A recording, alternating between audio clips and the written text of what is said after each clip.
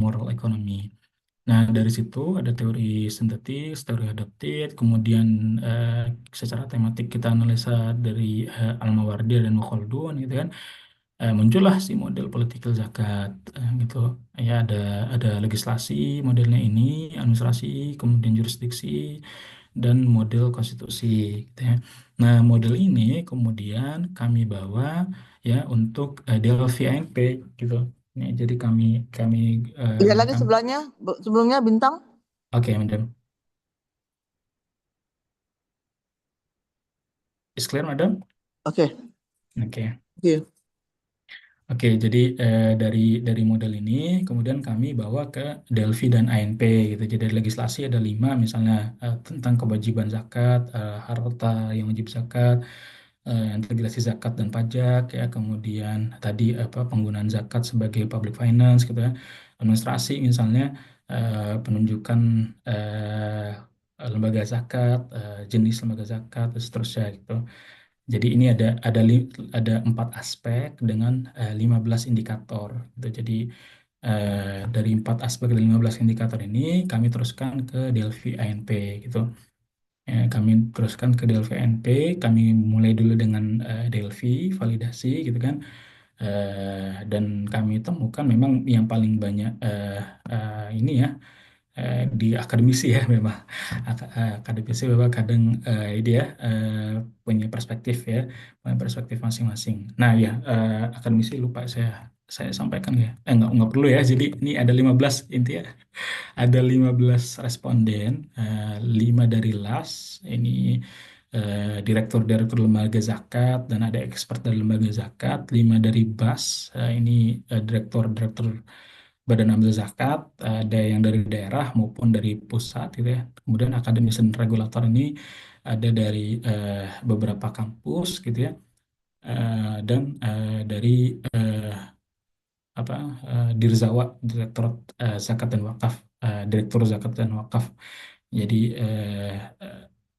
kelima ini, tapi kemudian secara Delphi ini memang memenuhi, insya Allah cukup memenuhi kriteria ya. Satu, mereka ada 15 responden. Dalki itu bilang 15 sampai 20 responden gitu ya. Kemudian konsensus bayar 100% itu di all sini ada konsensus semua gitu ya. Tapi di setiap panel minimal 51% ini sudah memenuhi dari Newson, kriterianya Newson tahun 2002. Gitu. Kemudian kami buat model ANP-nya, kami komparasi dengan satu dengan yang lainnya, dan kemudian kami dapatkan bahwa secara umum satu misalnya responden lebih mengedepankan separation of power dibandingkan dengan integration religious and constitution. Kemudian responden juga lebih memilih aspek legislasi, ya, kemudian diikuti oleh administrasi, jurisdiksi dan konstitusi. Kemudian dari aspek legislasi yang paling dipilih prioritas di sini ya adalah mandatory zakat, kewajiban zakat gitu ya. Zakat itu wajib dulu gitu ya. Kalau mau pengumpulannya tinggi ya diwajibin dulu gitu ya. Jadi itu menurut responden, dan diikuti dengan apa namanya justru dibandingkan dengan income tax, business tax di sini ya yang lebih diutamakan. Kemudian yang dari aspek administrasi, kejelasan bagaimana penunjukan lembaga zakat gitu ya, imam appointment ya, bagaimana lembaga zakat itu ditunjuk oleh negara, diangkatkan memang secara secara historis juga seperti itu ya, bagaimana eh, orang amil itu dipilih sama pimpinan ya, amil ulil amri gitu ya, diikuti dengan eh, apa di sini eh, apa leveling ya, leveling dari administrasinya ya, sentralisasi atau desentralisasi gitu ya. Nah, kemudian dari sisi jurisdiksi ini dibandingkan dengan sanksi, memang responden lebih memilih untuk pendekatan dakwah, lebih memilih tentang edukasi gitu ya, bagaimana mengedukasi para muzaki gitu ya. Dan dibandingkan dengan doktrinal, secara konstitusi memang harusnya law origin dulu bagaimana apa eh, si hukum asal dari zakat itu ada dalam konstitusi dibandingkan dengan bagaimana eh, zakat itu di di apa yang secara normatif di interpretasi oleh para hakimnya gitu. Nah, ini secara model insya Allah sudah memenuhi juga dari model Saati satu inconsistency levelnya di bawah 10% gitu ya. Dan kemudian secara umum dia secara umum ada considerable consensus gitu ya dari semua aspek. Jadi ANP ini juga ada konsensus juga. Jadi double lah ya. Jadi Delphi itu memang utamanya untuk validasi dan ANP ini adalah untuk grading. Nah, kenapa misalnya ini diskusi-diskusi ya, nanti mungkin ada tambahan diskusi dari Bapak Ibu sekalian, dari Prof. Apa Murniati, ada Madam sih, alhamdulillah. Eh, Diskusi misalnya satu, kenapa lembaga apa responden prioritas separation of power, karena memang ini ada beberapa pendekat, ada beberapa ini ya, ada beberapa pandangan, ada yang perlu dimasukkan, ada yang nggak perlu gitu. Kalau nggak perlu ya sudah, sebetulnya undang-undang dasar kita tuh sudah cukup gitu. Ya, undang-undang dasar kita tuh sudah cukup mengakomodir pelaksanaan zakat. Dari mana? Dari pasal 33 ada salah satu responden tuh bilang gitu gitu. Ya, tapi memang apa namanya ada juga responden yang bilang wah ini harus secara eksplisit harus disampaikan dalam konstitusi kita gitu. Kayak misalnya di Malaysia tuh secara eksplisit ditentukan dalam konstitusinya gitu bahwa zakat itu adalah urusan baitul mal tiap negeri gitu. Cuma walaupun walaupun praktiknya emang beda-beda tiap negeri gitu ya, nggak semuanya ada baitul mal gitu ya. Dalam bentuk baitul mal ada yang mengumpulkan saja gitu kan, ada yang di eh, Terengganu Maidam itu dia mengumpulkan tapi juga mendistribusikan. Kalau Selangor kan enggak gitu. Tapi secara konstitusi itu seharusnya mereka eh, mereka punya kerangkanya gitu kalau di Malaysia gitu.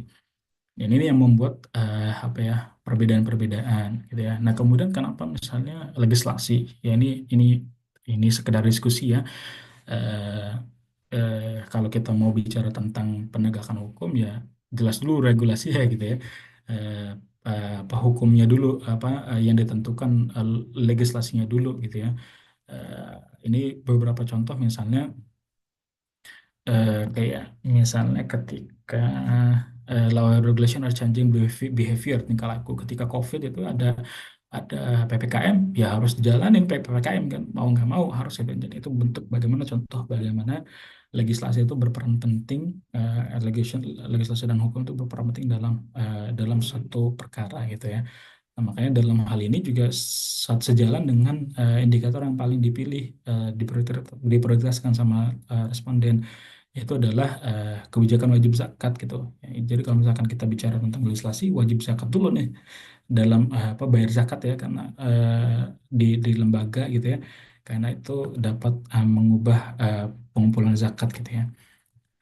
Administratif misalnya ya, ini tidak bisa apa namanya eh, pisah dari legislasi gitu ya. Administratif ini tidak bisa pisah dari legislasi. Ini satu hal yang sama nih. Eh, Ya, jadi administrator dengan atau apa namanya legislator, walaupun memang satu hal yang eh, pisah, atau satu hal yang berbeda, tapi dia dia tetap sejalan gitu ya. Jadi bagaimana eh, pengumpulan zakat, kewajiban pengumpulan zakat itu diterjemahkan oleh para administratornya, gitu kan? Diterjemahkan oleh administratornya, gitu. Ya, ini juga sejalan dengan indikator yang diprioritaskan sama responden, yaitu adalah penunjukan all imam untuk lembaga zakat. Jadi harus jelas dulu siapa yang bergerak gitu ya. Kemudian jurisdiction, jurisdiction ini bicara tentang tadi ternyata responden lebih banyak memilih edukasi, walaupun sebenarnya udah ini juga ya, tapi eh, dalam hal ini masih masih edukasi yang lebih penting gitu ya, dibandingkan dengan sanksi, karena mungkin ada oh ya saya apa ada responden yang bilang karena infrastruktur kita masih belum siap, ya, sanksi itu masih jauh gitu dibandingkan dengan edukasi itu. Jadi kalau misalkan infrastruktur kita udah siap, ada denda misalnya, atau atau ada sanksi yang nggak denda ya, bisa ada sanksi dalam bentuk hal-hal tertentu yang dapat apa, meningkatkan pengumpulan zakat, itu baru bisa. Tapi infrastruktur kita belum siap dalam artian legislasi, kerangka hukum kita masih belum siap, makanya edukasi lebih penting. Dan ini memang secara secara secara pendekatan teori, ya, memang kadang edukasi itu lebih lebih efektif dibandingkan dengan apa tuh namanya, eh, bahasanya enforcement, atau apa ya, hmm, apa namanya, bukan kriminalisasi, apalah, atau bahasa secara hukum lupa saya, udah saya tulis. Jadi lebih penting edukasi dibandingkan dengan sanction. Oh ini, oh sorry, ini ada saya tulis ini. Lebih lebih penting edukasi daripada persekusi. Itu ya, khawatir nanti ada persekusi, misalnya kenapa nggak bayar zakat, terus itu yang dikhawatirkan gitu. Nah kemudian dari hasil INP itu, ini kan tadi hasil INP-nya weighting nih. Kemudian saya coba buat indeks dari undang-undang zakat yang sedia ada, yang ada ya. Kita punya undang-undang zakat tahun 99 dan undang-undang zakat tahun 2011. Bagaimana cara mengukur undang-undang zakat ini?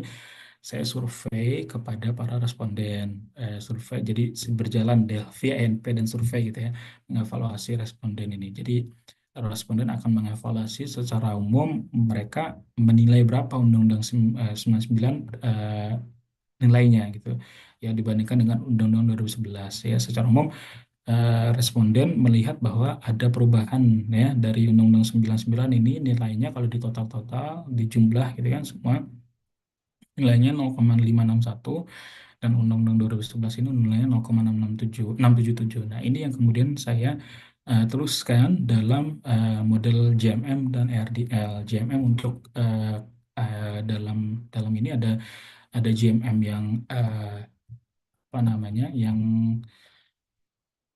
at level atau OLS, dan JMM yang at first moment, atau kurang dari sorry, leg pertama gitu ya. Leg pertama nih, dari sini ditemukan bahwa perubahan politik zakat secara secara indeks itu, ya maaf, itu dapat mempengaruhi pengumpulan zakat antara 10 sampai 13% perubahannya.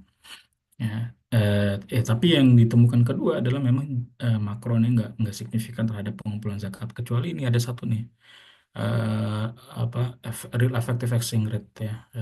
Tapi sisanya itu tidak tidak terlalu signifikan terhadap pengumpulan zakat.